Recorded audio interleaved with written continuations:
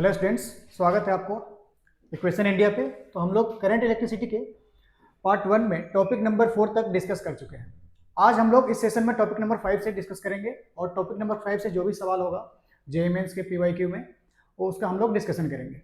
तो देखते हैं, सबसे पहला जो हमारे पास उसके बाद टॉपिक है वो टॉपिक नंबर 5 है कम्बिनेशन ऑफ रेजिस्टेंसेस। इस क्वेश्चन में दे रखा है in the given circuit diagram a wire is joining points B and D current in this wire, यानी कि हमारे पास एक सर्किट डायग्राम गिवन है और एक वायर जो है बी और डी को कनेक्ट कर रहा है और इस बी डी में हमें करंट निकालना है। इस बी डी में करंट की कितनी वैल्यू होगी वो हमें निकालना है बी डी के क्रॉस। ठीक है, तो अगर आपको इसको ध्यान से देखोगे तो 1 और 4 किस में कनेक्टेड है, पैरेलल में। 2 और 3 किस में कनेक्टेड है, आपस में पैरेलल में। तो इसका आर इक्विवेलेंट अगर निकाल लिया जाए, आर इक्विवेलेंट होगा इसका पैरेलल कनेक्शन यानी 4 × 1 बाई 4 + 1 प्लस 2 × 3 बाई 3 + 2। ठीक है, तो 4/5 प्लस 6/5 यानी कि हमारे पास जो इक्विवेलेंट रेजिस्टेंस आ जाएगा वो 2 ओम आ जाएगा। तो इससे करंट कितना चल रहा होगा बैटरी से, वो होगा V/R इक्विवेलेंट। तो पोटेंशियल है इसके बैटरी का पोटेंशियल डिफरेंस है 20 वोल्ट, तो 20/2 तो हमारे पास 10 एम्पियर यहाँ से करंट निकल रहा होगा। यानी कि बैटरी कितना करंट सप्लाई कर रहा है यहाँ से, 10 एम्पियर का। यहाँ तक आएगा 10 एम्पियर, 10 एम्पियर यहाँ तक आएगा। अब ये 10 एम्पियर जब ये पैरेलल में डिवाइड होता है तो रेजिस्टेंस के इनवर्सली प्रोपोर्शनल में डिवाइड होता है। यानी कि इसमें जो करंट जाएगा 1 वाले में वो होगा 10/5 × का 4, यानी कि 8 एम्पियर इसमें चल रहा होगा। 8 एम्पियर, इसमें 8 एम्पियर गया तो 10 आया है तो इसमें 2 एम्पियर जाएगा। ठीक, सिमिलरली यहाँ से 10 एम्पियर गया तो यहाँ से 10 एम्पियर क्या होगा, निकलना होगा। यहाँ से 10 एम्पियर निकलना होगा। 10 एम्पियर कहाँ से किस में डिस्ट्रीब्यूट हुआ होगा, 2 और 3 में। 2 और 3 से मिला करके 10 निकल रहा है, तो 2 से कितना निकलेगा, 10/5 10/2 + 3 × 3, यानी कि इससे करंट जो आएगा वो इसके इनवर्सली प्रोपोर्शनल होगा। तो 10/5 × 3 यानी कि 6 एम्पियर। ठीक है, तो हमारे पास इस जंक्शन को देख लेंगे, बी वाले जंक्शन को। तो यहाँ से कितना करंट, यहाँ से कितना करंट आया है, 8 एम्पियर। यहाँ से 8 एम्पियर आगे कितना जा रहा है, 6 एम्पियर। और यहाँ पे है हमारे पास ये डी वाला पॉइंट, तो इधर कुछ करंट जा रहा होगा, मान लेते आई करंट। ठीक है, तो 8 यहाँ से आया 8 एम्पियर, 6 एम्पियर उधर चला गया, तो इधर कितना एम्पियर आया होगा, 2 एम्पियर। तो आई क्रॉस बी डी कितना आ जाएगा हमारे पास, बताइए। आई क्रॉस बी डी आ जाएगा हमारे पास 2 एम्पियर। ठीक है, तो इस वायर में जो करंट चल रहा होगा वो कितने का चल रहा होगा, 2 एम्पियर का। तो ऑप्शन नंबर बी हमारा इसका सही आंसर दिख रहा है। ठीक है, चलते हैं अगले सवाल पे। ऐसे क्वेश्चंस में डायरेक्ट सर्किट में ही बस आर इक्विवेलेंट देखना था, करंट देख लिया। और करंट जब रेजिस्टेंसेस पैरेलल में होते हैं तो रेजिस्टेंसेस के इनवर्सली प्रोपोर्शनल में डिवाइड होते हैं। बस करंट को डिवाइड कर दिया और जिस जंक्शन पे हमें करंट निकालना है उसका हमने आने वाली करंट और जाने वाली करंट को इक्वल कर दिया, आ गया करंट का वैल्यू। अगला जो हमारे पास सवाल है इसमें दे रखा है a wire of resistance R is bent to form square ABCD as shown in this figure. The effective resistance between E and C, जहाँ पे E है मिड पॉइंट ऑफ CD, यानी कि एक स्क्वायर है ABCD, E इसका क्या है, मिड पॉइंट। तो हमें कहाँ से किसके बीच में निकालना है इक्विवेलेंट रेजिस्टेंस, E और C के बीच में। एक टर्मिनल A है और दूसरा टर्मिनल A है, ये E है और ये C है। इन दोनों के बीच में इक्विवेलेंट रेजिस्टेंस निकालना है। और ऐसा गिवन है कि ये जो स्क्वायर का पूरा जो रेजिस्टेंस है वो R है, तो एक साइड का रेजिस्टेंस कितना हो जाएगा बताइए। ये पूरा R है तो ये हो जाएगा R/4, ये R/4, ये भी R/4, ये R/8 और ये भी R/8। ठीक है, तो हमारे पास इसका इक्विवेलेंट जो सर्किट बनेगा, इक्विवेलेंट डायग्राम बना लेते हैं। R/4 R/4 R/4 plus R/8 क्या है, पैरेलल में। तो R/4 R/4 R/4 कितना होगा, 3R/4 प्लस R/8, तो हो जाएगा 3R/4 प्लस R/8। ये होगा R/8, ये हो जाएगा अपने पास R/8, ये हो जाएगा R/3R/4 और एक R/8 यहाँ पे है R/8। ये है अपने पास सर्किट टर्मिनल E, ये है अपने पास टर्मिनल कौन सा है, C। तो इसके बीच में हमें क्या निकालना था, इक्विवेलेंट रेजिस्टेंस। तो अब क्लियर दिख रहा होगा, ये दोनों सीरीज में है और ये पैरेलल में है, तो इन दोनों का क्या हो जाएगा इक्विवेलेंट। फिर से इक्विवेलेंट सर्किट बना लेंगे अगर हम लोग, तो ये प्लस ये तो हो जाएगा 6 7R/8 7R/8। ये हो जाएगा 7r/8। नीचे क्या हो जाएगा अपने पास r/8। ये है अपने पास ई टर्मिनल, ये है अपने पास सी टर्मिनल। अब देखिए दोनों पैरेलल में आ गया, तो आर इक्विवेलेंट क्या हो जाएगा बताइए? आर इक्विवेलेंट अक्रॉस ई सी क्या हो जाएगा अपने पास? r1 into r2 divided by r1 plus r2, 7r/8 plus r/8। तो अपने पास आ जाएगा 7r/64। ये हो जाएगा अपने पास are equivalent between terminal E and C. तो ऑप्शन मैच कराएंगे तो 7r/64, तो ऑप्शन नंबर बी हमारा इसका सही आंसर होगा। ठीक है, चलते हैं अगले सवाल पे। फिर से जो हमारे पास जो अगला जो क्वेश्चन है वो कॉम्बिनेशन ऑफ रेजिस्टेंसेस का ही है। ठीक है, इसमें दे रखा है question number 3, as shown in this figure voltmeter reads 2 volt across 5 ohm resistor. यानी कि ये 5 ओम वाला जो रजिस्टर है इसके अक्रॉस कितना रीड कर रहा है बताइए? 2 वोल्ट। 2 वोल्ट रीड कर रहा है। तो हमें निकालना है रेजिस्टेंस ऑफ वोल्ट मीटर। तो resistance of this volt meter, ये जो हमारे पास वोल्ट मीटर है इसका रेजिस्टेंस हम लोग कुछ देर के लिए क्या मान ले? आरवी। आरवी अगर मान लेंगे तो यही हमें क्या निकालना है? इसका रेजिस्टेंस निकालना है। ठीक है, तो देखिए हमारे पास जो बैटरी का जो पोटेंशियल डिफरेंस है वो कितना है? 3 वोल्ट। तो इसको अगर आप 0 वोल्ट मान लोगे, इसको आप अगर 0 मान लोगे तो ये क्या हो जाएगा? 3। लोअर से हायर पोटेंशियल गए तो ये भी 3, तो ये 0, तो ये कितना हो जाएगा बताइए? ये 2 का गेन होगा यहाँ पे। ठीक है, ये 2 वोल्ट हो जाएगा, ये 2 वोल्ट, ये 3 वोल्ट। ठीक, अब देखिए इस 2 ओम वाले रेजिस्टर के क्रॉस कितना पोटेंशियल डिफरेंस आ रहा है? हायर, ये लोअर, तो इधर कितना करंट आएगा बताइए? करंट यहाँ पे आ जाएगा हमारे पास, पोटेंशियल डिफरेंस कितना है? 1 का, रेजिस्टेंस है 2, तो 0.5 एम्पियर, 0.5 एम्पियर। ओके, अब देखिए इसके क्रॉस 2 वोल्ट है और ये 5 दोनों आपस में पैरेलल में है, तो इसके क्रॉस भी कितना होगा? 2 वोल्ट। इसके क्रॉस भी 2 वोल्ट होगा, तो इसमें कितना करंट निकालेंगे आप? करंट क्या होगा? V/R, तो 2/5 यानी कि 0.4 एम्पियर इधर जा रहा है, 0.4 एम्पियर इधर चला जा रहा है। यहाँ से 0.5 एम्पियर आया, यहाँ से 0.5 एम्पियर आया ऐसे, ये 0.4 एम्पियर इधर चला गया, तो इधर कितना आया होगा बताइए? 0.1 एम्पियर।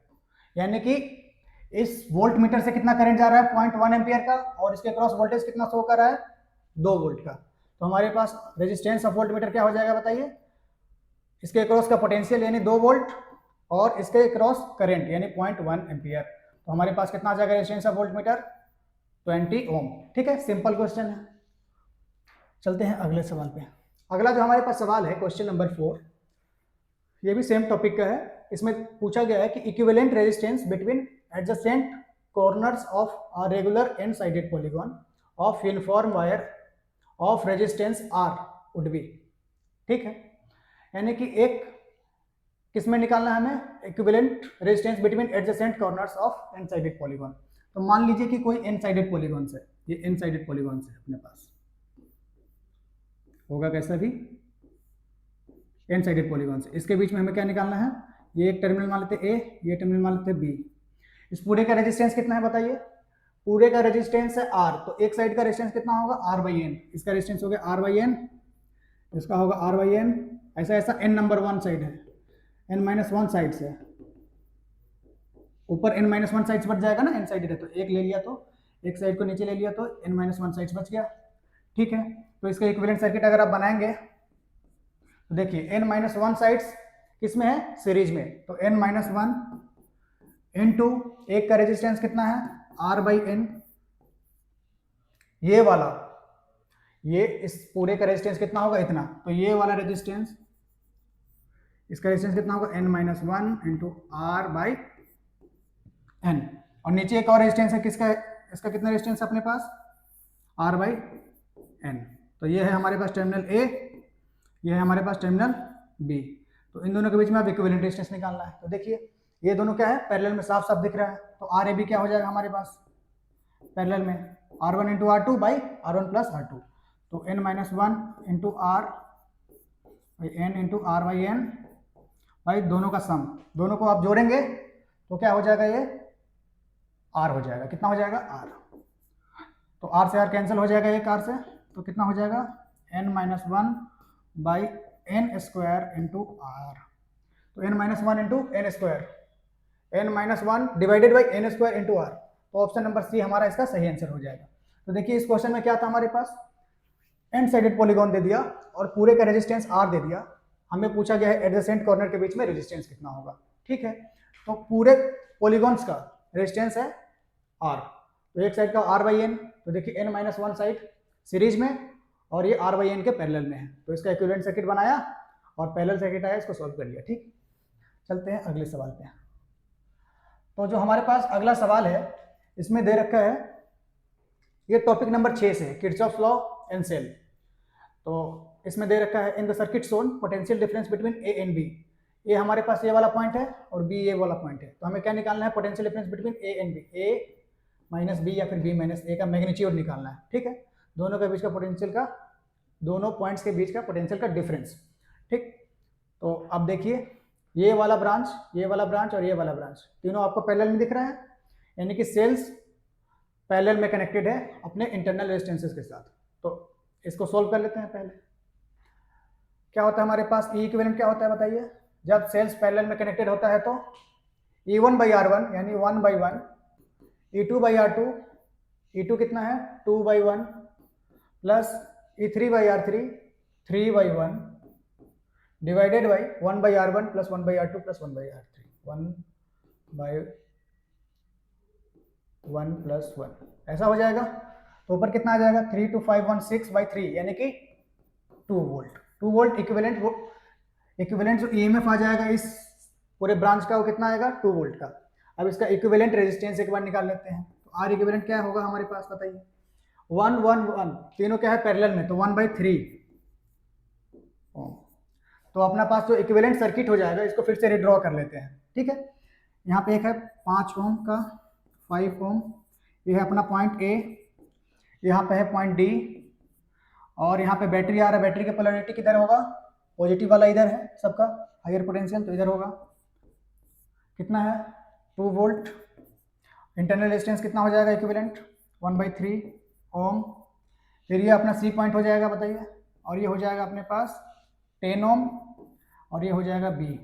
ठीक, हमें निकालना क्या है, ए और बी का पोटेंशियल डिफरेंस। तो ये ओपन सर्किट है, करंट कोई फ्लो नहीं करेगा, डायरेक्ट आ जाएगा V A minus V B बराबर 2 volt, V A minus V B बराबर 2 वोल्ट, क्योंकि ये ओपन सर्किट है, कोई भी करंट तो फ्लो नहीं करेगा।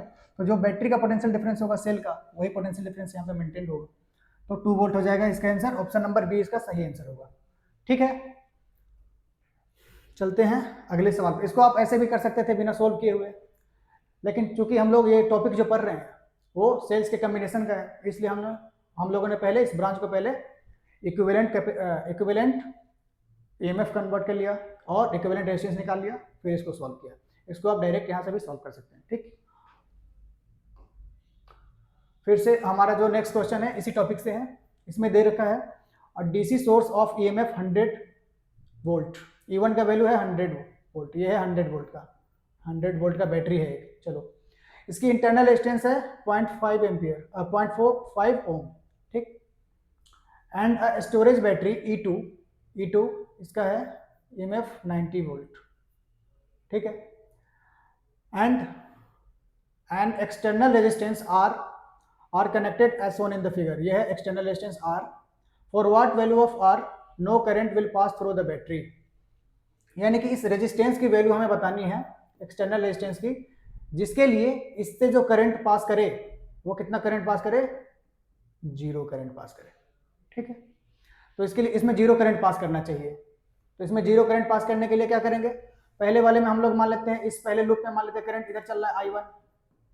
ठीक है, और दूसरे वाले लूप में क्या मान लेते हैं I2 करंट। तो I2 यहाँ से घूम के जाएगा ऐसे, इस लूप में चलेगा, फिर I2 इधर जाएगा, और इसमें से I1 चल रहा है तो यहाँ से I1 आएगा। ठीक है, यानी कि I1 और I2 का वैल्यू क्या होना चाहिए, बराबर होना चाहिए। इसमें ऐसे करंट जो चल रहा है I2, और इसमें भी जो क्लॉकवाइज चल रहा है वो I1, वो दोनों अगर बराबर हो जाए तो इसमें नेट करंट 0 हो जाएगा, यानी कि I1 बराबर I2 कर देंगे हम लोग। तो पहले I1 निकाल लेते हैं, इसमें इसका जो नेट EMF होगा वो कितना हो जाएगा 10/10 हो जाएगा नेट EMF, और रेजिस्टेंस होगा 0.5, तो 10/0.5। ऐसे ही हम लोग I2 निकाल लेते हैं इस ब्रांच में, नीचे वाले लूप में, तो 90 हो जाएगा नेट 90 क्या है हमारे पास नेट वोल्टेज, और रेजिस्टेंस क्या होगा इसमें सिर्फ कैपिटल आर। तो कैपिटल आर का वैल्यू क्या आएगा बताइए, ये हो जाएगा 9, तो अपने पास आर की वैल्यू हो जाएगा 9 इंटू 0.5, तो 9/2 यानी कि 4.5 ओम। 4.5 ओम इसका सही आंसर होगा। एक्सटर्नल रेजिस्टेंस अगर हम लोग इतना लगा दें तो इस स्टोरेज बैटरी यानी E2 में कोई भी करंट पास नहीं होगा, यानी कि इसमें I1 जितना चलेगा सेम करंट इसमें भी उसी सेंस में I2 चल रहा होगा, जिसके करंट नेट करंट इसमें 0 हो जाएंगे। कब? जब R की वैल्यू 4.5 एम्पियर होगा, ओम होगा तब। तो ऑप्शन नंबर सी हो जाएगा इसका सही आंसर। ठीक है,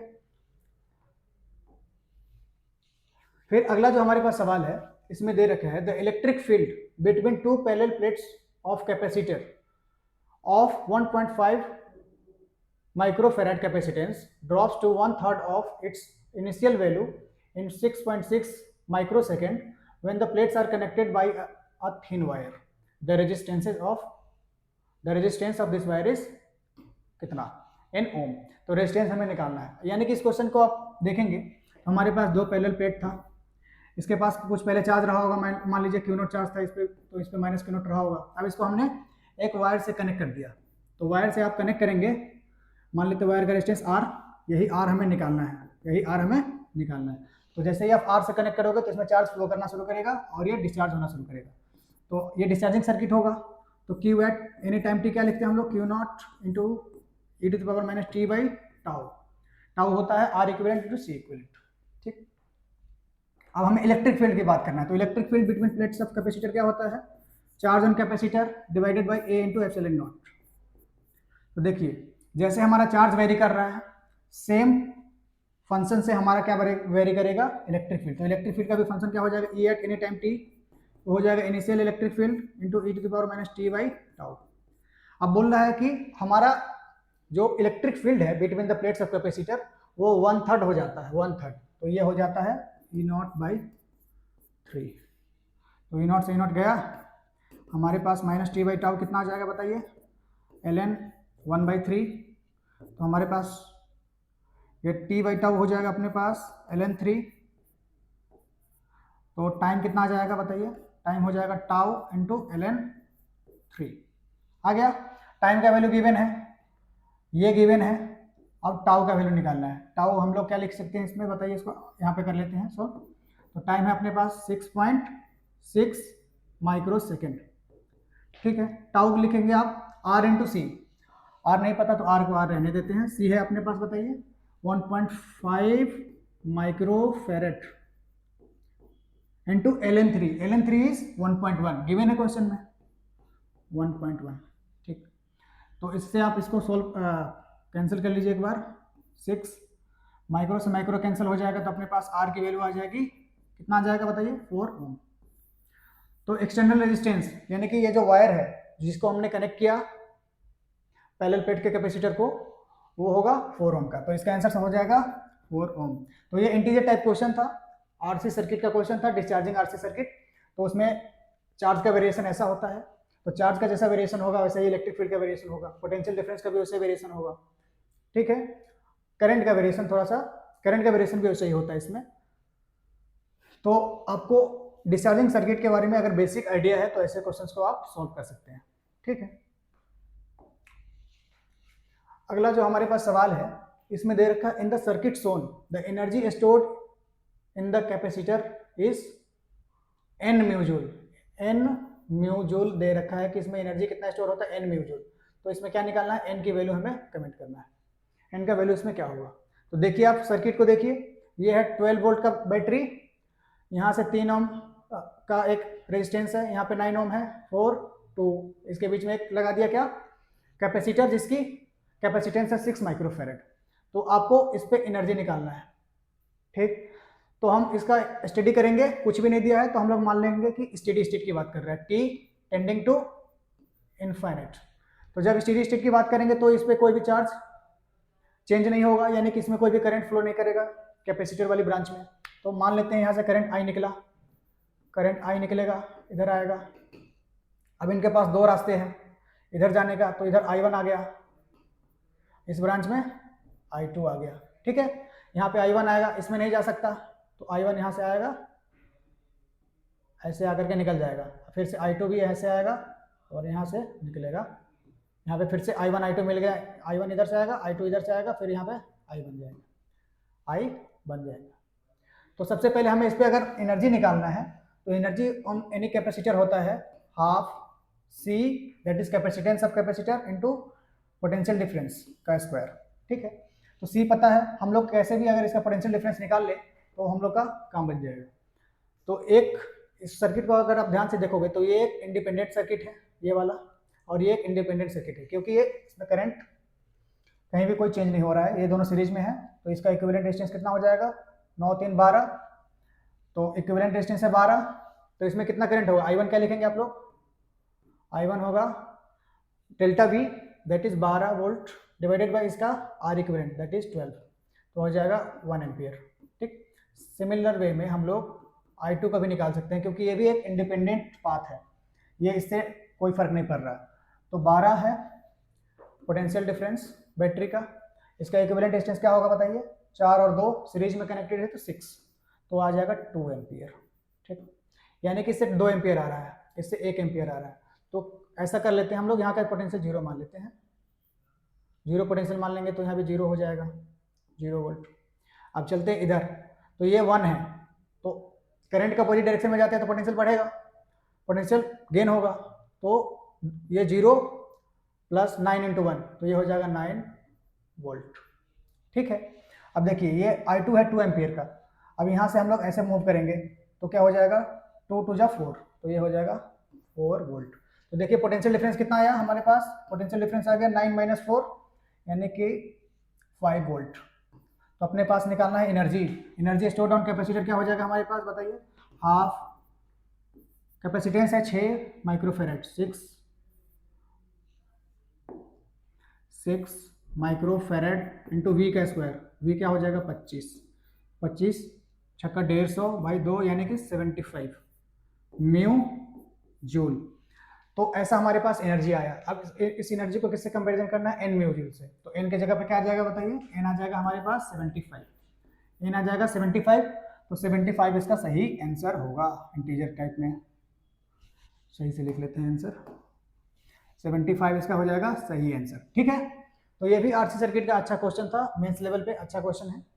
हमें क्या निकालना था दोनों का, पहले तो ये होता है स्टेडी स्टेट होगा तो इससे कोई भी करंट नहीं होगा, करंट नहीं होगा तो यहाँ का पोटेंशियल निकाल लो, यहाँ का पोटेंशियल निकाल लो, potential difference between plates of capacitor निकाल करके एनर्जी निकाल लो, कितना होगा स्टोर्ड उसमें।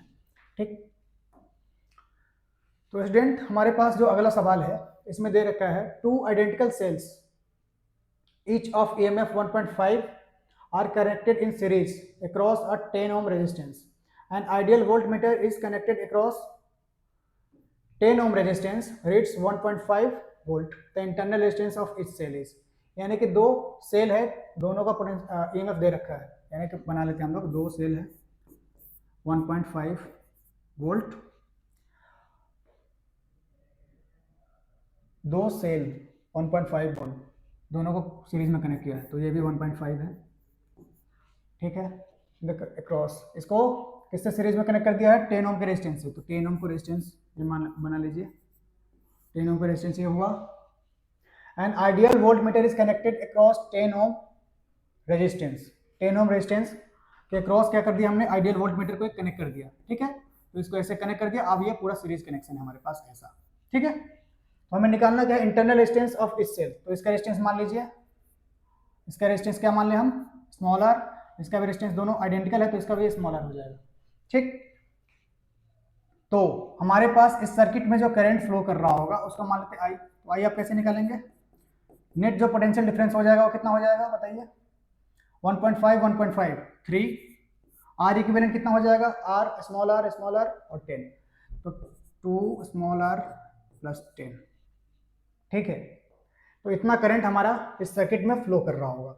अब ये वोल्ट मीटर कितना रीड कर रहा होगा, वोल्ट मीटर कितना रीड कर रहा होगा, जितना इस 10 ओम वाले के अक्रॉस पोटेंशियल होगा, तो V अक्रॉस 10 ओम आप क्या लिखेंगे, I इंटू 10, तो I अपने पास आ गया है स्मॉल आर के टर्म्स में, लिखिए 3/2R प्लस 10, यह है I into R is 10 ohm. This is given यानी कि reading of this voltmeter is 1.5, तो ये है 1.5 के बराबर। ठीक, अब इसको सॉल्व कर लेंगे। तो हमारे पास ऊपर आ जाएगा 30 2r + 10 बराबर 15/10, इसको लिख लीजिए। ये हो जाएगा 2, ये हो जाएगा 2, तो हो जाएगा 10 2 जा 20 बराबर 2r + 10। तो r की वैल्यू यहाँ से क्या आ जाएगा, r की वैल्यू आ जाएगा हमारे पास 5 ओम। यानी कि दोनों जो सेल्स हैं उनके आइडेंटिकल इंटरनल रेजिस्टेंस है, क्योंकि दोनों सेल आइडेंटिकल है तो दोनों का इंटरनल रेजिस्टेंस भी सेम होगा, जो कि होगा 5 ओम के बराबर। तो इसका आंसर हो जाएगा 5। ये भी हमारे पास इंडिजिट टाइप क्वेश्चन था, वही सेल्स के कनेक्शन से क्वेश्चन आया था। ठीक है, सिर्फ जो क्वेश्चन बोल रहा है वैसा हम लोग सिर्फ बनाते जाएंगे तो हमारे पास आंसर आ जाएगा, क्योंकि ये सारे इजी क्वेश्चंस में आ रहे हैं, कोई भी ज़्यादा इसमें कॉन्सेप्ट का इन्वॉल्व नहीं है, सिर्फ देखना है कि लूप लॉ लगा दिया, केवीएल लगा दो, आंसर आ जाएगा। नेक्स्ट जो हमारे पास सवाल है, ये स्टूडेंट हमारे पास जे एडवांस 2010 का सवाल है। ठीक है, लेकिन ये मेंस लेवल का क्वेश्चन है, इसलिए हम लोगों ने इसको ले लिया कि इसको भी करा लेंगे। तो इस क्वेश्चन में हमारे पास दे रखा है, ये क्वेश्चन है हमारे पास टॉपिक नंबर 7 हीटिंग इफेक्ट से। यानी कि इस क्वेश्चन में दे रहे हैं figure shows 3 resistors R1 R2 R3 connected to 3 volt battery. यानी कि तीनों जो कॉन्फ़िगरेशन है इसमें जो बैटरी का जो ईएमएफ है कितना है, ये 3 वोल्ट, ये भी है 3 वोल्ट, ये भी है 3 volt. R1 R2 R3 resistor से, R1 R2 R3 रेजिस्टर से, ये अपने पास इस कॉन्फ़िगरेशन को R1 नाम दिया है, इसको क्या बोला है R1, ये इसको बोला है R2, इस वाले को इसको बोला है R3, इसको। ठीक, अब बोल रहा है कि इसमें जो पावर डिसिपेट होता है वो P1 है, इसमें P2 है, इसमें P3 है। तो हम लोग ऐसा करते हैं, पावर का फॉर्मूला जो होता है हमारे पास, देखिए तीनों में हमारे पास पोटेंशियल डिफरेंस बैटरी का सेम है, तो क्या फॉर्मूला यूज कर ले हम लोग, V²/R वाला, V²/R इक्विवेलेंट, ये होगा पावर। तो हमें पावर का कंपैरिजन करना है, तो पावर का कंपैरिजन करना है तो देखिए तीनों सर्किट में V की ऊपर वाली वैल्यू जो है V potential difference of battery वो तो सेम है, R इक्विवेलेंट का कंपैरिजन कर लेते हैं बस। तो R1 आप निकालिएगा तो कितना आएगा बताइए, R1 देखिए ये व्हीटस्टोन ब्रिज सर्किट बन रहा है, तो ये वाला तो खत्म हो जाएगा, तो ये हो जाएगा 1 1 पैरेलल में, 1/2 1/2, 1 1 सीरीज में, यानी कि 2 और 1 1 फिर से सीरीज में, तो 2 और 2 पहले वाले का बना लेते हैं। देखिए पहले वाले को आप R1 को सॉल्व कर लीजिए, तो बीच वाला सर्किट जो है ब्रिज वाला वो तो खत्म हो जाएगा, क्योंकि Wheatstone bridge balance Wheatstone bridge है, तो अपने पास आ जाएगा ऐसा 1 ओम, एक और है यहाँ पे 1 ओम, ये 1 1, तो इसका इक्विवेलेंट रेजिस्टेंस क्या होगा 2 2, तो R1 की वैल्यू क्या आ जाएगी बताइए, R1 का इक्विवेलेंट आ जाएगा 1 ओम। ऐसे ही हम लोग R2 बना लेते हैं, R2 अपने पास क्या है बताइए, ऐसा सर्किट है, तो ये तो क्लियर दिख रहा है, ये वाला पैरेलल में, ये वाला पैरेलल में, और ये तीनों पैरेलल में, तो ये कितना हो जाएगा 1 1 2, ये 1 है, ये 2 है, तो 2 1 2 तीनों क्या है पैरेलल में, तो 1/R2 क्या लिखेंगे आप, 1/R2 लिखेंगे, 1 2 2 पैरेलल में है, 1/1 1/2 1/2, तो कितना आ जाएगा 1 2, तो R2 का वैल्यू आ जाएगा अपने पास, ये आ रहा है 2, तो इसका रेसिप्रोकल हो जाएगा 1/2। सिमिलर वे में हम लोग R3 भी निकाल लेते हैं। R3 क्या है, ऐसा सर्किट है, देखिए ये 1 है, 1 है, ये 1 ये 1, ये भी 1 ये भी 1, तो 1 1 2, ये भी 2 2 2 पैरेलल में है, तो 1 और 1 2, तो R3 आ जाएगा 2 ओम। जिसका रेजिस्टेंस सबसे ज़्यादा उसमें पावर सबसे कम, तो जिसका रेजिस्टेंस सबसे ज़्यादा है R3 का, R3 is greater than R1 is greater than R2, तो इसका उल्टा केस हो जाएगा हमारे पास, P3 is less than P1 is less than P2। सबसे ज़्यादा पावर किस में होगा, 2 फिर 1 फिर 3, 2 1 3, ऑप्शन नंबर सी हमारा इसका सही आंसर होगा। ठीक है, तो ये काफ़ी इजी सवाल था, सिर्फ इसमें हमें पावर डिसिपेटेड इन सर्किट यूज़ करना था, चूँकि तीनों में बैटरी हमारे पास आइडेंटिकल है, तो ये वाला फॉर्मूला यूज़ कर लेंगे। ठीक है, अब चलते हैं अगले सवाल पे। तो स्टूडेंट हमारे पास जो अगला सवाल है वो है टॉपिक नंबर 8 से, measuring instruments and Wheatstone bridge. तो ये वाला क्वेश्चन नंबर 11 हम लोग एक बार देख ले कि in a meter bridge experiment resistances are connected as shown in this figure. Initially P1 बराबर 4, P1 की वैल्यू P की वैल्यू कितनी थी 4 थी इनिशियली, P की वैल्यू कितनी थी 4 ओम, ठीक। And the neutral point is 60 centimetre from A, पहले कितने पे था 60 सेंटीमीटर, पहले कितने पे था हमारे पास ये जो कि 60 सेंटीमीटर पहले था ये, इसको बना लेते हैं चलिए। ये हमारे पास P है, ये हमारे पास Q है, इसका पहले था 4, इसको मान लेते हैं RQ। ये हमारे पास मीटर ब्रिज है, ये हमारी बैलेंस कहाँ पे हो रहा है पहले 60 सेंटीमीटर पे, 60 सेंटीमीटर, ठीक है। अब हमारे पास नीचे वाला सर्किट बना लेते हैं। EMF है E, ये है रियोस्टेट, इसको की से कनेक्ट कर दिया ऐसे, तो ये है हमारे पास रियोस्टेट RH, ये है E। ऐसा सर्किट है, पहले 60 सेंटीमीटर पे था, पहले है 60 सेंटीमीटर पे। Now unknown resistor R is connected in series to P। अब क्या किया हमने दूसरे केस में, क्या कर दिया, दूसरे केस को हम लोग यहीं पे बना लेते हैं। दूसरे केस में क्या कर दिया, इस पे एक अननोन रेजिस्टर कनेक्ट कर दिया किससे, P के सीरीज में, तो मान लेते हैं R, इसका रेजिस्टेंस हो जाएगा ये। New position of neutral point is 80 centimetre from A. तो जैसे ही आप यहाँ पे एक रेजिस्टेंस कनेक्ट कर देते हैं इसके सीरीज में, तो ये जो न्यूट्रल पॉइंट है वो खिसक करके 80 पे आ जाता है। तो ये है अपने पास सेकेंड केस को मैं यहाँ पे बना लिया हूँ, सेकेंड केस को इसी फिगर पे बना लिया है 80 सेंटीमीटर, ठीक है। द वैल्यू ऑफ R, तो इस R की वैल्यू निकालनी है किसकी, जो हमने P के साथ सीरीज में कनेक्ट किया, तो इसकी वैल्यू निकालनी है। तो पहला केस ये है, दूसरा केस ये है। देखिए न्यूट्रल पॉइंट क्या होता है, न्यूट्रल पॉइंट वो होता है जिसपे ये हमारा इस गैल्वेनोमीटर का डिफ्लेक्शन नहीं होता, नो डिफ्लेक्शन, यानी कि इसके क्रॉस करंट क्या हो जाएगा जीरो, करंट इसके क्रॉस जीरो, इसका मतलब इसका पोटेंशियल सेम, तो इसका पोटेंशियल सेम, तो ये कैसा हो जाएगा विथ बैलेंस्ड व्हीटस्टोन ब्रिज, यानी कि ये इसका रेजिस्टेंस बाय इसका रेजिस्टेंस बराबर इसका रेजिस्टेंस बाय इसका रेजिस्टेंस। सिमिलर यहाँ भी ऐसे ही होगा, यहाँ भी व्हीटस्टोन ब्रिज होगा, यहाँ भी इससे कोई भी डिफ्लेक्शन शो नहीं कर रहा होगा, मतलब इससे कोई करंट नहीं निकल रहा होगा, ठीक। तो यहाँ पे हम लोग व्हीटस्टोन ब्रिज को बैलेंस कर लेते हैं। तो इसका रेजिस्टेंस है 4, ये 60 पे है, इसका रेजिस्टेंस पर यूनिट लेंथ को क्या मान लिया जाए, R0 मान लिया जाए कि R0 है इसका रेजिस्टेंस पर यूनिट लेंथ, तो ये 60 है, तो 60 इंटू R0, ये हो जाएगा RQ डिवाइडेड बाई ये 40 बनेगा, और पर सेंटीमीटर में रेजिस्टेंस कितना ऑफर कर रहा है R0, ठीक है। तो यहाँ से आप RQ निकाल लीजिए, RQ निकालिएगा तो अपने पास आ जाएगा 16/6, यानी कि 16/6 हो जाएगा 8/3 ओम, ठीक है। यानी कि इस वाले रेजिस्टर का जो रेजिस्टेंस आ रहा है वो 8/3 आ रहा है। फिर से यहाँ पे आप एक बार और व्हीटस्टोन ब्रिज को बैलेंस कर लीजिए, ये बैलेंस पॉइंट पे है, तो इसका रेजिस्टेंस बाई इसका रेजिस्टेंस बराबर RQ इसका रेजिस्टेंस, ठीक है। तो 4 प्लस R डिवाइडेड बाई इसका resistance 80 into resistance per unit length is R0। Unit की टेंशन मत कीजिए, यूनिट सब आपस में कैंसिल हो जाएंगे। ये हो जाएगा RQ की वैल्यू है कितना 8/3, तो 8/3 डिवाइडेड बाई इसके रेजिस्टेंस, तो ये 80 है तो 20 बचा होगा, तो 20 इंटू R0। अब इसको आप कैंसिल कर लीजिए, कुछ इससे 20 से इसको आप 4 काट लेंगे ऐसे, तो आप इसको आप सॉल्व कर लीजिए। 3 से इधर मल्टीप्लाई होगा तो 20 और 12 प्लस 3R बराबर में इस 4 से उधर मल्टीप्लाई हो जाएगा तो कितना बनेगा 32।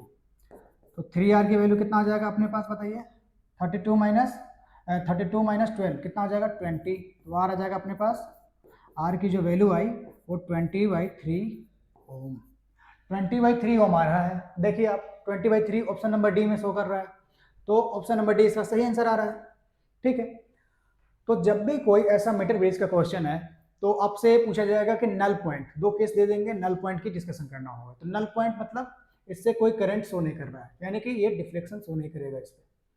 तो डिफ्लेक्शन कब शो नहीं करेगा, जब इसका पोटेंशियल और इसका पोटेंशियल सेम होगा। तो ये कैसा केस हो जाएगा, Wheatstone bridge circuit, balanced Wheatstone bridge circuit. तो आप इस वाले पार्ट और इस वाले पार्ट का रेजिस्टेंस का रेशियो और इस वाले पार्ट और इस वाले पार्ट का रेजिस्टेंस का रेशियो बराबर कर देंगे, हमारा क्वेश्चन सॉल्व हो जाएगा। चलते हैं अगले क्वेश्चन पे। देखिए हमारे पास अगला जो सवाल है ये क्वेश्चन नंबर 12, इसमें कहा जा रहा है the resistance of metre bridge AB यानी कि ये जो ए बी हमारे पास मीटर ब्रिज है, इसका ये ए बी एक मीटर ब्रिज है, इसका रेजिस्टेंस हमें दे रखा है ए बी कितना दे रखा है 4 ohm, it is 4 ohm with a cell of EMF बराबर 0.5 वोल्ट, यानी कि ये जो ईएमएफ है ई इस बैटरी का सेल का वो है 0.5 volt and rheostat R H of 2 ohm, R H की वैल्यू है 2 ओम। जब ऐसा सर्किट है then null point is obtained at some point J, null point यहाँ पे आ रहा है, नल पॉइंट यहाँ पे आ रहा है, इसका मतलब इससे कोई भी करंट नहीं चल रहा होगा, कोई ये जो गैल्वेनोमीटर है कोई भी डिफ्लेक्शन शो नहीं कर रहा होगा, ठीक, यहाँ तक हो गया है। When the cell is replaced by another cell E बराबर E2 the same null point is found for RH बराबर 6, तो हमें E2 की वैल्यू निकालना है। यानी कि अब दूसरे केस में जब हम इस सेल को E2 से रिप्लेस कर दे रहे हैं तो इसी पॉइंट पे नल पॉइंट होने के लिए हमें जो RH की वैल्यू जो यूज़ करनी पड़ रही है वो 6 यूज़ करनी पड़ रही है, तो E2 की वैल्यू निकालना है। यानी कि हमारे पास ये सर्किट कुछ ऐसा हो जाएगा, ऐसा हो जाएगा, ये है अपने पास E2, ये ऐसा है, ये अपने पास गैल्वेनोमीटर है, गैल्वेनोमीटर, और ये मीटर ब्रिज पे ऐसे कनेक्टेड है, मीटर ब्रिज पे ऐसे कनेक्टेड है, ठीक। ये है 6 वोल्ट, ये आर एच की वैल्यू जो है इसमें कितना है, आर एच की वैल्यू है अपने पास बताइए दूसरे केस में 6 ओम, इसकी जो वोल्टेज है 6 वोल्ट, ये है अपना पास बी पॉइंट, इसको ला करके ऐसे कनेक्ट कर दिया गया है, इससे सॉरी इसको ला करके ऐसे कनेक्ट कर दिया गया, ठीक है। ये है ए, ये है बी, और अभी भी जो नल पॉइंट जो आ रहा है, नल पॉइंट यानी कि यहाँ पे जो करंट हो रहा है वो जीरो हो रहा है, कहाँ पे आ रहा है, जे पॉइंट पे ही आ रहा है। तो ऐसा हमारे पास दिया है, ऐसा सर्किट है सेकेंड केस में। फर्स्ट केस में ऐसा सर्किट है, नल पॉइंट जे पॉइंट पे है, इस सब कुछ दी गई हुई है इसमें, और हमें इसमें इस अननोन बैटरी को बस ई को हटा करके E2 को लगा दिया। तो अब हमें निकालना है इस E2 की वैल्यू क्या होगी, ठीक है। तो देखिए इसमें कोई भी करंट नहीं है, कोई भी करंट नहीं, तो यहाँ का पोटेंशियल अगर हम लोग जीरो माने, यहाँ का पोटेंशियल अगर हम लोग जीरो माने तो इसका पोटेंशियल कितना हो जाएगा 0.5 वोल्ट, ठीक है। अब ये वाला जो सर्किट है इसमें कुछ करंट चल रहा होगा, कुछ करंट चल रहा होगा, मान लीजिए करंट आई, करंट चल रहा होगा कितना आई, तो इसका रेजिस्टेंस अगर आप देखिएगा तो इस सर्किट में यहाँ से चलना शुरू कीजिए, ए बी का रेजिस्टेंस होगा 4 और आर एच का होगा 2, तो 4 2 6, तो करंट कितना आ जाएगा बताइए, वोल्टेज बाई रेजिस्टेंस कितना हो जाएगा 6, यानी कि 1 एम्पियर, ठीक है। तो एजे का रेजिस्टेंस आप निकालिएगा तो क्या आएगा, एजे के क्रॉस पोटेंशियल डिफरेंस दे रखा है, तो एजे का रेजिस्टेंस आप निकाल सकते हैं ए से जे तक का, तो आर एजे इंटू करंट कितना है अपने पास 1 बराबर 0.5, तो आर ऑफ एजे कितना आ जाएगा 0.5 ओम। अब इसको हम लोग इसको इस सवाल में यूज कर लेंगे इस केस में। तो यहाँ पे करंट जीरो है, तो यहाँ पे अगर पोटेंशियल आप जीरो मानिए सिमिलर वे में, तो ये हो जाएगा E2, ठीक है। अब इसमें फिर से कुछ करंट चल रहा होगा, मान लेते हैं I1, I1 आप कैसे निकालिएगा, इस नीचे वाले सर्किट में घूमिए, तो 6 वोल्ट आया, 4 का रेजिस्टेंस यहाँ पे आया और 6 का यहाँ पे आया, तो 6/4 + 6 यानी 10, तो अपने पास 0.6 एम्पियर का करंट इसमें फ्लो कर रहा है ऐसे, ठीक। अब यहाँ इसका रेजिस्टेंस पता है, इसका रेजिस्टेंस पता है, और इसमें करंट भी I1 पता है, तो इसका आप वोल्टेज नहीं निकाल लीजिएगा, वोल्टेज आ जाएगा हमारे पास VAJ, वही तो है अपने पास V2, ये हो जाएगा I यानी 0.6 ampere into resistance of A to J यानी कि 0.5 यानी 1/2, तो अपने पास कितना आ जाएगा बताइए 0.3, ये वोल्टेज निकाल रहे हैं ना हम लोग E2, तो 0.3 वोल्ट, यानी कि जो हमारे पास जो सेकेंड सेल है इसका जो EMF है E2 वो कितना हो जाएगा हमारे पास बताइए 0.3 वोल्ट। तो 0.3 वोल्ट का पोटेंशियल का अगर हम लोग यहाँ पे सेल यूज करेंगे तो फिर से जो कि इस जे पॉइंट पे रहेगा, और उस समय पे हमें यहाँ पे आर एच का वैल्यू 6 यूज करना पड़ेगा रेजिस्टेट का। तो अपने पास ऑप्शन नंबर 20 का सही आंसर होगा, ठीक है, ऑप्शन नंबर 20 का सही आंसर होगा। चलते हैं अगले क्वेश्चन पे। अगला सवाल है हमारे पास मिक्स्ड कॉन्सेप्ट से, तो इस क्वेश्चन में दिया गया है a circuit is connected as shown in this figure with the switch S open when switch S is closed the total amount of charge that will flow from Y to X, यानी कि इस question में दे रखा है कि हमारे पास ये जो स्विच है इनिशियली क्या है, ओपन है, ओपन। अब जैसे इसको क्लोज किया जाएगा तो ये बताना है कि y से x की तरफ, y से x की तरफ चार्ज कितना फ्लो करेगा, डेल्टा क्यू क्या होगा। ठीक है, तो इनिशियली हमारे पास ये स्विच क्या है, ओपन है। तो इस सर्किट को ऐसे बना लिया जाए कि अपने पास ये 3 माइक्रोफेरेड है, ये 6 माइक्रोफेरेड, एक रेजिस्टेंस नीचे, एक रेजिस्टेंस और, ठीक, और ये है 9 वोल्ट बैटरी से कनेक्टेड, ये है 9 वोल्ट बैटरी से, ये 3 है, ये 6 है, ये switch is open, switch is open, तो ऐसा है हमारे पास, और ये 3 माइक्रोफेरेड, दिस इज 6 माइक्रोफेरेड। ठीक है, ये अपने पास ये पॉइंट बताया है x, ये पॉइंट बताया है y। ठीक, तो देखिए यहाँ से ये जब स्विच जब ओपन होगा तो ये स्टेडी स्टेट में हमें एनालिसिस करना है। तो स्टेडी स्टेट में ये कैपेसिटर पूरा जितना चार्ज होना होगा चार्ज हो चुका होगा, तो इससे करंट निकलेगी, ऐसे आई करंट इधर निकलेगी। एक मिनट स्क्रीन को रिस्पॉन्ड करने दीजिए। तो यहाँ से करंट निकलेगी कितनी बताइए, करंट निकलेगी यहाँ से, करंट निकलेगी आई यहाँ से निकली, आई इधर जाएगी, इधर नहीं जा सकती, तो यहाँ से आई निकली और आई यहाँ से निकल जाएगी बाहर। तो देखिए ये दोनों अपने पास किस में है, सीरीज में, तो इसका सीरीज में इक्विवेलेंट कैपेसिटेंस निकालिए। तो 6 × 3 बाई 6 + 3, तो अपने पास आ जाएगा 2 माइक्रोफेरेड। तो इसका इक्विवेलेंट कैपेसिटेंस कितना होगा, 2 माइक्रोफेरेड का। तो इस पर चार्ज निकाल लीजिए, चार्ज होगा अपने पास C equivalent into potential difference, यानी कि 2 × 9 बराबर 18 माइक्रोफेरेड आ जाएगा, 18 माइक्रोफेरेड। तो इनिशियली जब ये स्विच ओपन था तो इस पर +18 चार्ज है, +18, इस पर होगा -18, इस पर +18, फिर इस पर -18।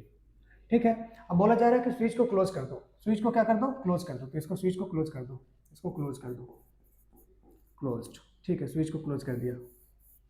अब जब भी आप स्विच को क्लोज करेंगे तो यहाँ से फिर से करंट निकलेगी आई, कुछ करंट निकलेगी आई। अब यहाँ पे करंट आई। अब इसके पास 2 रास्ते हैं, ऊपर वाला रास्ता, नीचे वाला रास्ता। तो कैपेसिटर क्या है, स्टेडी स्टेट में, तो इस पर कोई करंट नहीं फ्लो करेगा कैपेसिटर वाले ब्रांच में। तो यहाँ से करंट आई निकली, आई इधर आई, फिर इधर। तो आई का वैल्यू आप निकाल सकते हैं। देखिए हमारे पास जो इक्विवेलेंट सर्किट हो जाएगा वो ये होगा 9 वोल्ट, 3 ओम, 6 ओम, फिर ऐसे। तो net potential difference is 9 volt, net resistance is 9। तो 9/9 अपने पास करंट कितना आ गया, 1 एम्पियर। तो कुछ देर के लिए इसको मान लीजिए 0, तो ये भी 0 वोल्ट, ये भी 0। अब देखिए इधर से आ रहा है 1 एम्पियर, तो करंट की उल्टी दिशा में चलेंगे तो पोटेंशियल बढ़ेगा, ये होगा 6 वोल्ट, तो ये भी 6 वोल्ट। ये 0 वोल्ट, तो ये हो जाएगा 9 वोल्ट, ये हो जाएगा 9 वोल्ट, सेम ये हो जाएगा 9। तो अपने पास इस कैपेसिटर पे देखिएगा, तो इस कैपेसिटर वाले को इधर बना लेते हैं प्लेट्स को। 3 माइक्रोफेरेड ये है अपने पास 6 माइक्रोफेरेड, ये 3 वाला है 3 μF, ये है 6 μF। ठीक, ऐसा है। अब ये है हमारे पास 9 वोल्ट में, ये है 9 वोल्ट पे, ये है 6 वोल्ट पे, 9 वोल्ट 6 वोल्ट, ये है 0 वोल्ट। तो देखिए यहाँ अपने पास x पॉइंट, ये है x पॉइंट, तो इस पर अपने चार्ज निकालना है। तो इसका पोटेंशियल माइनस इसका पोटेंशियल, तो -3, तो यहाँ पे हो जाएगा -9 माइक्रोकूलम। सिमिलरली इस प्लेट पे चार्ज निकाल लेते हैं, इस वाले प्लेट पे। तो 6 - 0 का पोटेंशियल डिफरेंस है 6 का, 6 × 6 हो जाएगा 36। तो इनिशियली इस पे चार्ज देख लीजिए, इस वाले प्लेट पे ऐसा ये सिस्टम है। इस पे चार्ज कितना अपने पास बताइए, 18 0, यानी कि क्यू इनिशियल कितना है, 0। क्यू इनिशियली कितना है इस पे, इस प्लेट्स पे, 0। अब फाइनल केस में हमारे पास फाइनली इस पे जो हमारे पास करंट चार्ज होगा वो कितना है, 36 - 9, यानी कि प्लस का 27 माइक्रोफेरेड माइक्रोकूलम। ठीक, तो पहले 0 था, अब 27 हो चुका है। इसका मतलब क्या कि y से x की तरफ कितना चार्ज फ्लो किया है, डेल्टा क्यू हो जाएगा अपने पास, डेल्टा क्यू कितना हो जाएगा, 27 माइक्रोकूलम। तो ऑप्शन नंबर इसका कितना हो जाएगा, ऑप्शन नंबर सी इसका सही आंसर होगा। ठीक है, चलते हैं अगले सवाल पे। तो अगला सवाल हमारे पास ये जो क्वेश्चन है वो IIT JEE एडवांस 2006 का क्वेश्चन है। इस क्वेश्चन में दे रखा है if a steady current I is flowing through cylindrical element A B C choose the correct relationship. देखिए ए से बी तक रेडियस है 2r, लेंथ है l/2, आई करंट अंदर आ रहा है, ठीक है। यहाँ से यहाँ तक बी से सी तक रेडियस है r, लेंथ है l/2, ठीक। अब हम लोग जानते हैं कि कंडक्टर कैसा भी शेप का हो उसके क्रॉस सेक्शन एरिया पे तो करंट डिपेंड नहीं करता है। तो यहाँ से आई करंट आ रहा है तो यहाँ से कितना करंट लीव कर रहा होगा, आई करंट ही लीव कर रहा होगा, ठीक है। हमने डिस्कस क्या क्या करना है, potential difference, power, current density, electric field. तो सबसे पहले हम लोग बेसिक स्टेप रेजिस्टेंस पहले निकाल ले दोनों सेक्शन का। तो आर ए बी आप क्या लिखिएगा, आर ए बी होगा अपने पास, कुछ रेजिस्टिविटी होगी इस मटेरियल की, तो रो l/2 है, एरिया ऑफ क्रॉस सेक्शन हो जाएगा पाई इंटू रेडियस है 2r का स्क्वायर, तो 4r स्क्वायर। तो अपने पास कितना आ गया रेजिस्टेंस बताइए, रो l/8 पाई r स्क्वायर। अब आर ऑफ बी सी निकाल लेते हैं इस बी सी सेक्शन का, तो इसका रेजिस्टिविटी भी रो होगा, लेंथ होगा l/2, एरिया क्या होगा, रेडियस है r, तो पाई r स्क्वायर, यानी कि रो l/2 पाई r स्क्वायर, ठीक है। कुछ देर के लिए इसको मान लेते हैं r, तो ये अपने पास क्या हो जाएगा r/4, ठीक। पहला ऑप्शन है हमारे पास वोल्टेज का डिस्कशन करना है, तो वी ए बी आप निकालिए, ये होगा I इंटू आर, तो ये I r/4। Same B C के क्रॉस पोटेंशियल निकाल लेते हैं, पोटेंशियल डिफरेंस, तो I करंट चल रहा है इसमें भी, रेजिस्टेंस है R। तो देखिए वी सी के क्रॉस जितना पोटेंशियल डिफरेंस है उसका 1/4 है ए बी के क्रॉस, ठीक है। तो ऑप्शन नंबर बी देख लिया जाए, ए देख लिया जाए। ये बोला जा रहा है कि ए बी के क्रॉस जो पोटेंशियल है वो 2 टाइम्स ऑफ बी सी, तो 2 टाइम्स ऑफ बी सी नहीं है, ठीक है। तो ये ऑप्शन नंबर ए तो गलत हो गया। अब पावर का डिस्कशन करना है, तो पावर आप लोग निकालते हैं, P A cross A B निकाल लिया जाए। कौन सा फॉर्मूला यूज करेंगे, क्योंकि दोनों में करंट सेम है तो हम लोग यूज करेंगे आई स्क्वायर इंटू आर। तो आई स्क्वायर रेजिस्टेंस है इसका r/4, P cross B C क्या हो जाएगा, आई स्क्वायर, रेजिस्टेंस इसका कितना है r। तो आप लोग देखिए जितना ए बी के क्रॉस जो पावर है उसका 4 गुना है बी सी के क्रॉस, ठीक है। तो power across B C is 4 times that of the power across A B, तो ऑप्शन बी तो सही है। अब हमें डिस्कशन करना है करंट डेंसिटी की। तो करंट डेंसिटी क्या होता है बताइए, current by area of cross section. तो जे क्रॉस ए बी निकाल लेते हैं, तो आई बाई एरिया हो जाएगा 4 पाई आर स्क्वायर। सेम हम लोग क्या किसके लिए निकाल लेंगे, बी सी के लिए। तो अपने पास करंट सेम है, एरिया हो जाएगा पाई आर स्क्वायर। बोल रहा है करंट डेंसिटी इक्वल है, इक्वल तो नहीं है, ऑप्शन नंबर सी गलत। इलेक्ट्रिक फील्ड की बात करना है अब हमें ऑप्शन डी में। तो हम लोग जानते हैं जो हमारे पास ओम्स लॉ होता है, वो ओम्स लॉ का एक तरीका होता है लिखने का, ई वेक्टर बराबर resistivity into current density vector. तो देखिए यहाँ पे करंट डेंसिटी और इलेक्ट्रिक फील्ड में कैसा रिलेशन है, electric field is directly proportional to J vector for a particular conductor, ठीक। तो जैसा जे वेरी कर रहा होगा वैसे हमारा इलेक्ट्रिक फील्ड भी वेरी कर रहा होगा। तो देखिए ए बी के क्रॉस जो करंट डेंसिटी है और बी सी के क्रॉस जो करंट डेंसिटी है वो अलग अलग है, यानी कि ए बी के क्रॉस जो बी सी के क्रॉस जो करंट डेंसिटी है उसका 1/4 है ए बी के क्रॉस। तो बोल रहा है इलेक्ट्रिक फील्ड इक्वल, तो इलेक्ट्रिक फील्ड इक्वल नहीं होगा क्योंकि करंट डेंसिटी इक्वल नहीं होगा, तो ऑप्शन नंबर डी भी गलत होगा, ठीक है।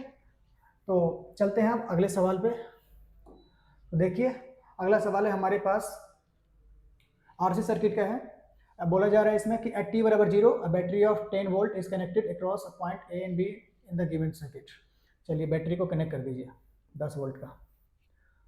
चलो अब चलते हैं आगे। If the capacitors have no charge initially, यानी कि Q नॉट इज 0, इस पर भी कोई चार्ज नहीं है, इस पर भी कोई चार्ज नहीं है।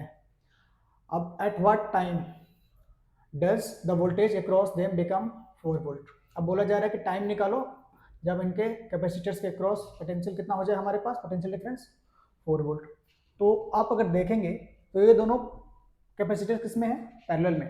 तो किसी एक के क्रॉस पोटेंशियल होगा किसी टाइम टी पे, वही इस सिस्टम के क्रॉस, इसका नेट से इक्विवेलेंट के क्रॉस भी पोटेंशियल वही होगा। तो इसको क्यों ना इसका हम क्या कर ले, इक्विवेलेंट सर्किट ड्रॉ कर ले। तो आर इक्विवेलेंट कितना हो जाएगा, ये 2 और 2 पैरेलल में है, तो 2 मेगा ओम 2 मेगा ओम, तो कितना हो जाएगा 1 मेगा ओम। तो बना लीजिए 1 मेगा ओम मतलब 10 की पावर 6 ओम, 10 की पावर 6 ओम, ठीक। अब ये देखिए 2 माइक्रोफेरेड 2 माइक्रोफेरेड दोनों पैरेलल में है, तो ये कितना होगा 4 माइक्रोफेरेड, ठीक। अब इन दोनों को 10 वोल्ट की बैटरी से कनेक्ट कर दिया तो 10 वोल्ट ऐसा, ठीक, 10 वोल्ट। अब हम लोग जानते हैं कि चार्ज का वेरिएशन होता है कैसे, चार्ज का वेरिएशन कैसा होता है इसमें, जैसा पोटेंशियल डिफरेंस का वेरिएशन होता है। पोटेंशियल डिफरेंस का वेरिएशन सीधे लिख लेते हैं Vm into 1 minus e to the power minus T by tau होता है, जहाँ पे टाउ होता है टाइम इक्विवेलेंट, टाइम इक्विवेलेंट का वैल्यू होता है R equivalent to C equivalent, ठीक। अब बोला जा रहा है V की वैल्यू कितना हो जाए 4 वोल्ट, तो Vm का वैल्यू होगा 10 वोल्ट मैक्सिमम वोल्टेज, तो 10 into 1 minus e to the power minus T by tau बराबर कितना हो जाना चाहिए 4।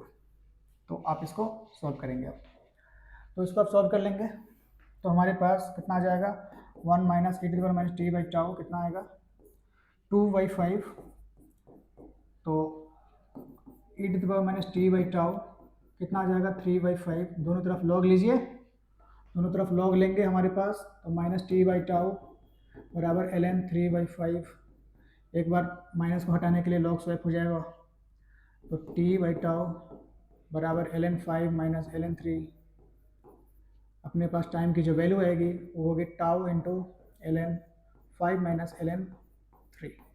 अब टाउ इक्विवेलेंट क्या होगा R equivalent into C equivalent, C इतना है R इतना है, तो 10 की पावर 6 R, ये C हो जाएगा 4 इंटू 10 की पावर माइनस 6।